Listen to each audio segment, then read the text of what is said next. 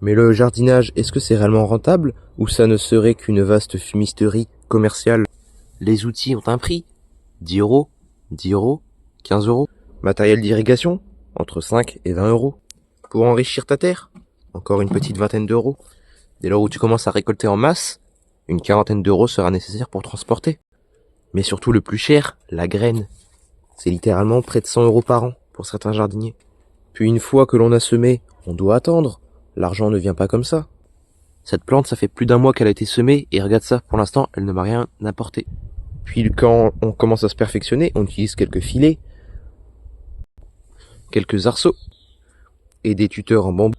En bref, tout ce matériel n'est pas donné et il coûte un certain argent. En plus de ça, le jardin nous prend du temps.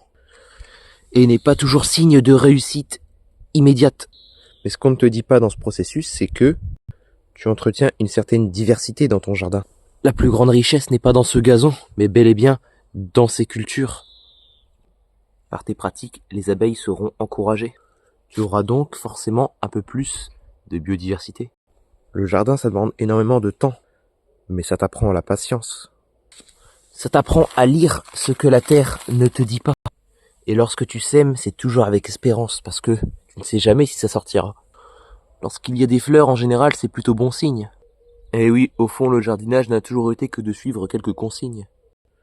Au fond, voilà pourquoi je me suis posé la question de savoir si